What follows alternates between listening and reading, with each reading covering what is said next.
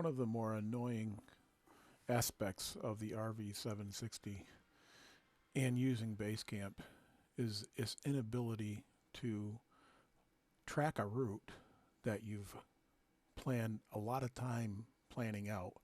In this case, you'll see the magenta route is what I want the RV760 to follow, but the dotted blue line is where it deviates from the path.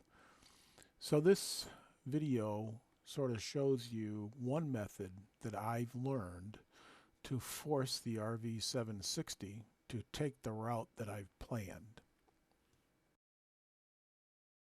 Short example that I'm going to run from a local hotel to my home.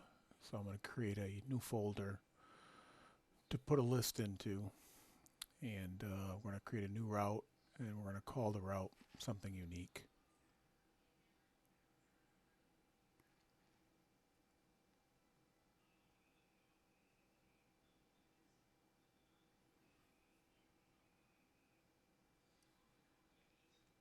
And you'll see I've got it in there.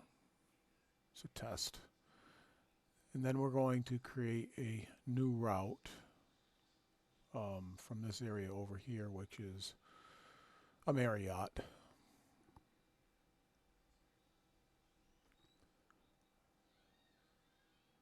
And there's a point, and there's a point. And the trick is, when you're doing this, is don't put the point in the intersection. Put it a little bit past where you want to go. And you'll have to probably add a few of these, and this is where I want to turn onto this road. So I'm going to put a little point there, and it'll route to it. Go a little bit further down, make sure you don't hit one of those side streets. Do that, and I'll do that one here. There we go. It's doing a pretty good job of following the route I want to take, but occasionally the program gets goofy and decides, hey, no, I'm going to take my own routes, and you'll see that in a little bit. So I want to turn on to North Street, a little bit past the intersection. Should route to it, looks good. And then to my home, approximately. There we go.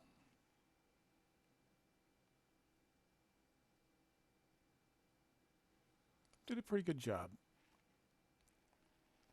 Now we're going to rename this trip that we're making from, I don't know, whatever I called it before, April test.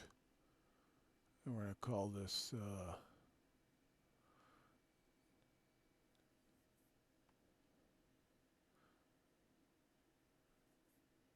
this is a good trip, or whatever. And then we're going to right click on the route, and we're going to send it to the RV760. It's connected to the computer. So you'll see the green check mark over there. And once that's done, you can disconnect the RV760 and take a look at the route. So let's take a look at the route. I've disconnected the RV760 from the computer, and it's starting to boot up now. It'll do this every time. You have to breathe and all that jazz. First thing you want to do is set the in the settings, navigation. Turn on this. This gets turned off. Say okay. Now let's go into our route. I go into the apps. Scrolling down.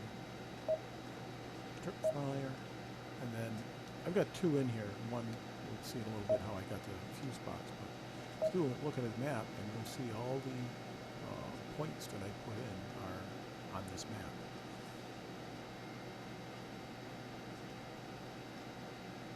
Now you don't necessarily have to have all those points, and many of them can be erased.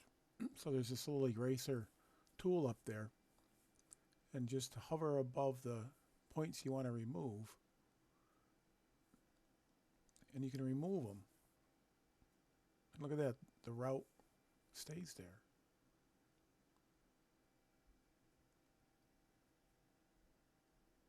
Let's get rid of this one.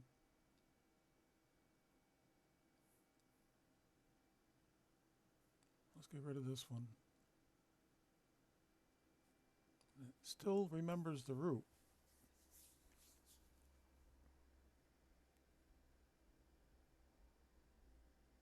Rid of that one. So far, so good. Let's get rid of this one. Now, I didn't want it to do that. I don't want to take that road. So let's put that point back, do an undo. So we got to leave that one. Let's try to get rid of this one. Good. Let's get rid of this one. Good. Look at that. With only a start and end point and one point in the middle to keep me on this road. So now I've disconnected the 760 from the computer after I've uploaded the route to it, and I'm going to take this route. And the first thing you want to do is make sure you select the first, I'll call it a waypoint, otherwise it gets really confused. Road, then take and you turn on the simulator right. and let it run, and it'll walk you through it.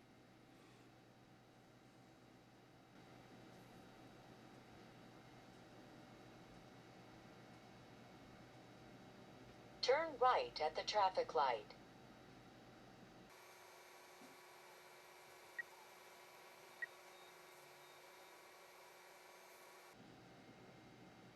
In 1/2 mile, turn left on North Farms Road.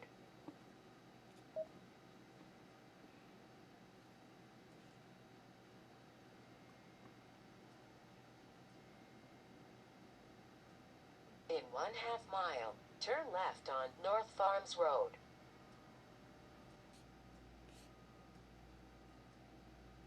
Turn left at the traffic light.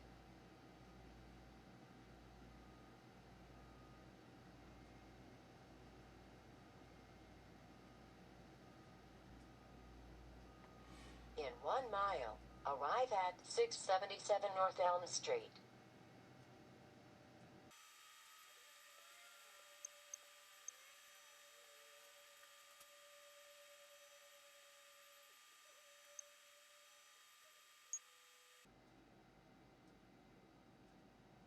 Arriving at 677 North Elm Street.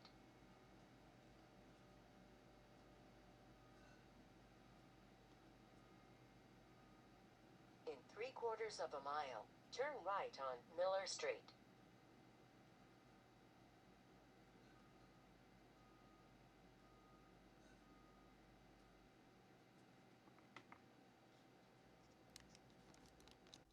And this video was really meant to help me remember how to force the RV760 to take a route that I planned. But it may be useful for other people. I'm not sure.